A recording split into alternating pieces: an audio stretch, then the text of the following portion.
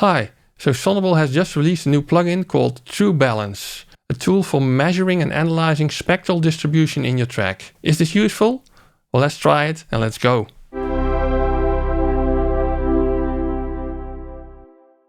Now, Sonible is of course the company which has given us many plugins in the last couple of years with artificial intelligence in them, meaning that they offer you help to guide you towards a certain better result.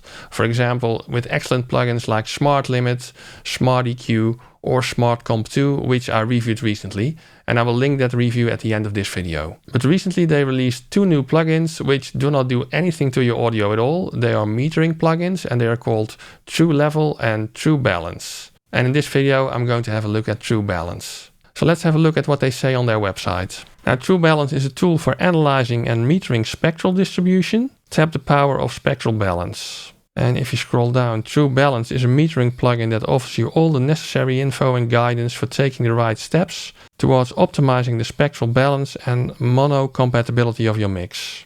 So it provides a real-time spectral analyzer and average spectrum, genre-based references and custom reference options, and info on stereo width and stereo correlation values.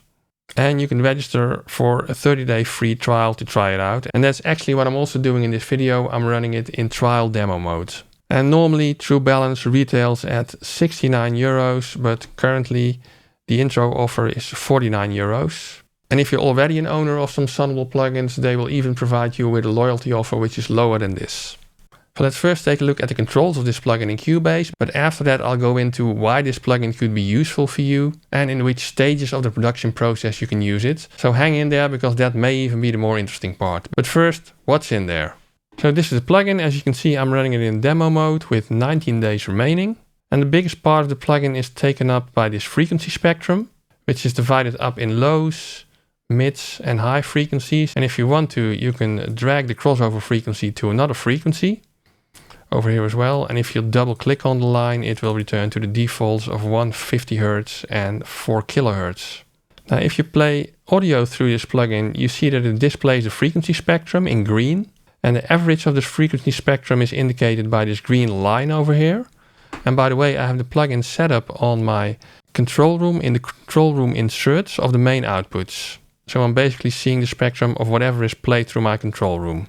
Now the interesting part of this plugin is that you can now compare the average spectrum of your track, the green line, to references for a genre, which you can select on the left side over here. For example, there's a universal genre, electronic music, and rock, which I had set it to.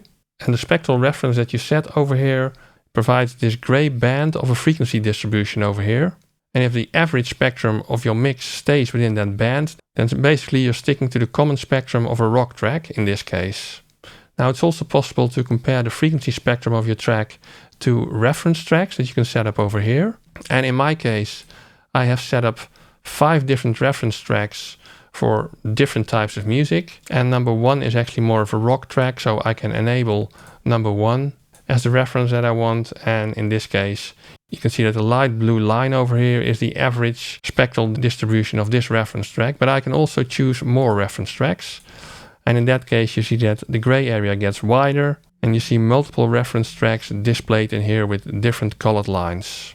Let's compare it to the spectral distribution of the rock track that Sonible has provided. And as you can see, the green line nicely stays within the gray band of the rock reference spectrum. You can also see that over here in these little displays over here, where you can see that my current frequencies are also staying within the green zone basically. Now if I choose a very different reference to compare this to, for example a very acoustic type track, and I push balance check, you can see that the plugin provides some hints and tips on your low end distribution, which still looks good. Mids still look good when compared to this reference track as well. But for the high end, it gives a tip that I could increase the level of the high end by 0.8 dB, which is also indicated by this number being in yellow and by the fact that you see this little marker here outside of the green zone.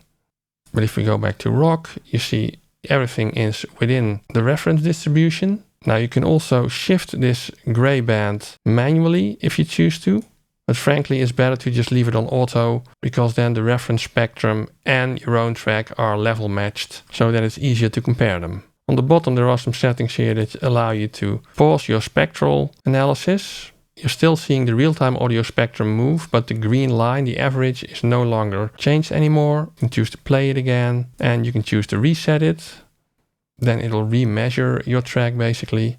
You can also set the speed to fast, slow, or mid, and that basically influences how fast the average spectrum is calculated. The resolution of the green curve can be set to smooth, can be set to medium, and it can be set to very detailed, which gives you a lot more detailed information if you want to.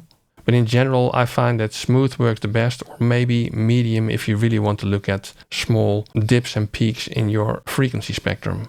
Now at the bottom of the plugin there's also a very useful section on stereo width and correlation, because it basically shows you the stereo width within those 3 frequency bands that are defined in the plugin, when normally you would want not too much stereo information in your low end, and you probably want some nice stereo information in your mids and in your high end, but you want the correlation to always be above 0 in all of these bands to avoid phase problems when the signal is summed down to mono. You can also do a mono check over here, and this gives you hints and tips again on whether the width of your various parts of the spectrum are okay and whether the overall correlation is okay as well. And that's basically this number at the bottom right here. It also shows you the frequency filter that results from mono summing the signal. And as long as that frequency filter is moving and it's not static, then everything is pretty okay, because that means your track also doesn't suffer from comb filtering due to mono summing of the 2 stereo channels. Finally, on the right side over here, you can see the RMS level and the peak level of your track.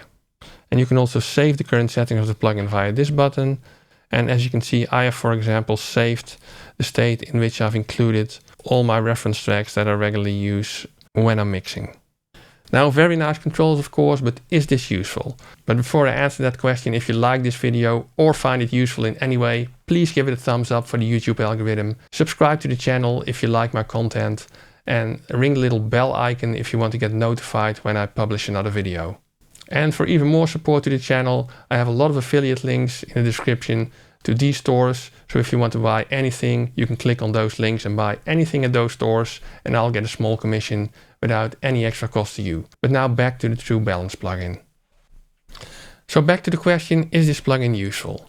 Well, I feel that after using it for about 10 days or so at the moment, it can be quite useful, and that is in preventing your ears to get fooled. Let's do a little test over here. I will play you a mix from a track called Rack from Streambeats, which is a site that provides copyright-free music for content creators. And I will first play mix 1, then mix 2, and then back to mix 1, and there will be a slight difference in there. Try to listen closely and see what you notice.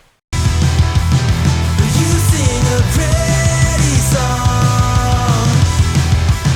to drag my heart along, a siren serenade. You're ringing out to pray. Your lungs are wrecking, you know it's wrong. You sing a pretty song to drag my heart along, a siren serenade. You're ringing out to pray. Your lungs are wrecking, you know it's wrong. You sing a pretty song. So what did you notice? Did you hear a difference between these 2 mixes? I assume you did, but which one was better? Let's have a look at what I did here to make them sound different. Because on the first mix, I put an EQ on there, the NIF Soma EQ from Plugin Alliance. And I boosted the 120 Hz region by, well, about 7 dB. And I boosted the 6K8 region, also about 7 dB. So the frequency spectrum of that first mix was way exaggerated. And on the second track, there's no inserts or any effects. So that's actually the original mix that I got from Streambeats. Now to me, when I first started listening to mix 1, I thought, ooh, that's a lot of low end and some fizzy high end. But towards the end of the section that I played the mix, my ears actually got more and more used to it. And when it switched over to mix 2, which is the actual original right mix, it suddenly sounded very mid-heavy to me, and I missed the low end, and also the high end was lacking. So I think this is something that typically happens to your ears and your brain when you mix and listen to music for a long time. You may think that you're making the exact right moves, and after an hour or two you may really start enjoying your mix. But if you then listen to it the next day, it may be way off and not in line with anything that you know normally sounds very well. Now I think this plugin can help in avoiding that in a very visual way. There are other ways, of course, for example regularly listening to reference tracks to tune your ears and to calibrate them back to what is actually a good sounding track. But this is just another way, and I think in that way it could be very useful. Because let's now have a look at these mixes in true balance. So if I first play mix 2, which is the original mix without EQ, it looks like this. You sing a pretty song.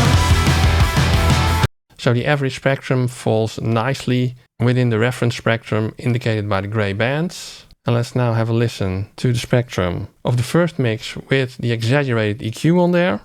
You sing a pretty song to drag my heart along, a siren serenade.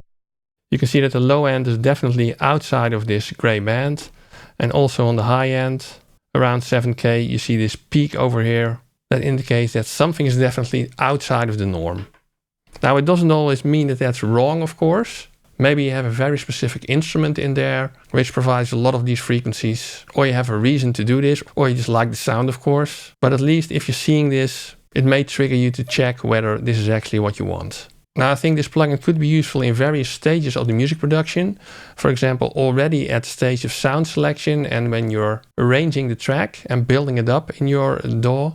You may be able to see frequency gaps in certain parts of the spectrum that you can fill out with some nice sounds or other instruments than you initially intended to use. During mixing, you can of course compare your mix to reference track mixes, which are known to sound good in the industry, or maybe even to the frequency spectrums of other mixes that you have on the same album, so that you know that you're actually mixing towards a similar sound. And the same thing can be done in mastering, of course, where you can see if the spectral distribution of a track matches up with other popular tracks in the same genre or with the other tracks on the same album. All in all, I think this is a very useful plugin that for sure I'm going to buy after my demo period expires. So this video is not sponsored by Sonible. I didn't get a free copy or anything like that. They didn't ask me to review this plugin, and I will buy it with my own money. Now, if you like these kinds of plugins, I think you should definitely also check out the Smart Comp 2 from Sonible that I reviewed a couple of months ago in this video. Have a look, enjoy, and see you soon.